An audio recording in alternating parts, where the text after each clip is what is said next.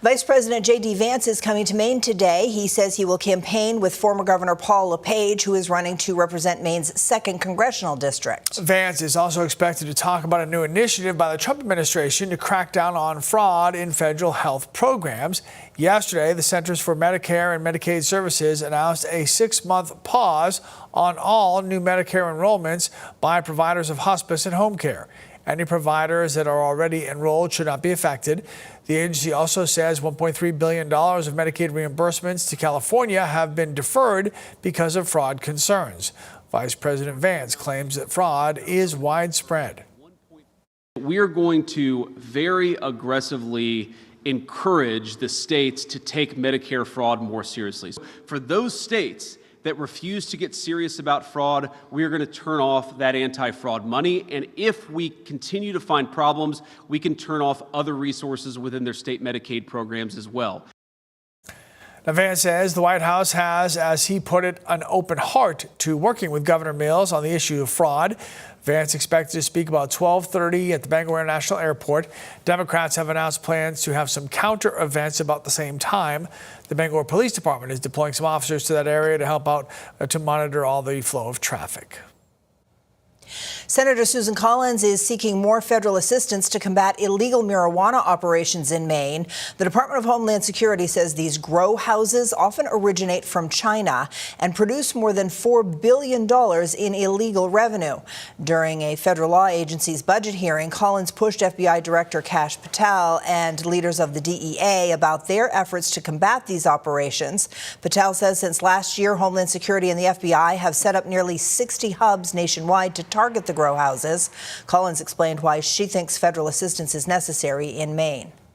Federal support has been critical to track money laundering, which is often linked to these operations, and in providing interpreter services to question individuals who are arrested, who often appear to have been trafficked and forced to work and live at these sites. DEA Administrator Terrence Cole told Collins that agents looking into these illegal operations have recently seized 32,000 plants in 44 different searches. Well, News Center Maine hosted our first of 2 Voice of the Voter debates last night, featuring all 7 Republican candidates on the gubernatorial primary race. It was moderated by Rob Caldwell and Phil Hirschkorn. The candidates discussing how they plan to run the state of Maine if they get elected. Our Christian Harso was watching and has the key takeaways.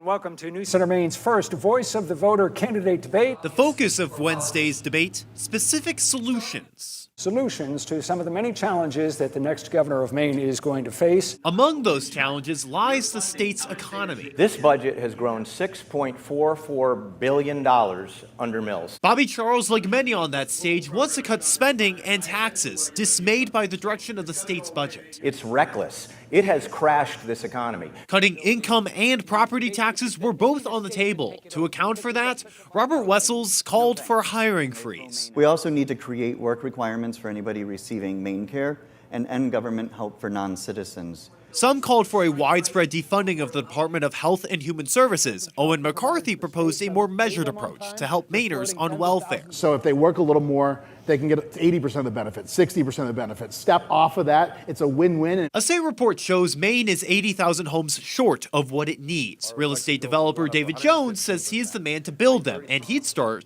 with less regulations. Those regulations, they add about between $80,000 and $120,000 per single family home. That's insane. To aid and attract businesses, Jonathan Bush wants to show executives Maine's finest. You meet them at the end of the jetway and you wrap them up and you take them on a tour. And when they get back on that plane, there is a contract in their hand.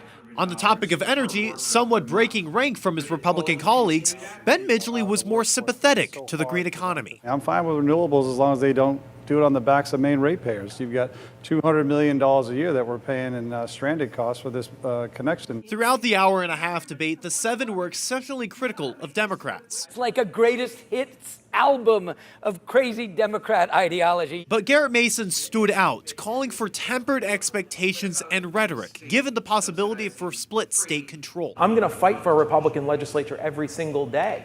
But even if we don't, we have to have somebody with the experience to go through and navigate that and get it done anyways. These 7 candidates will face off again at the ballot box in less than a month on June 9th.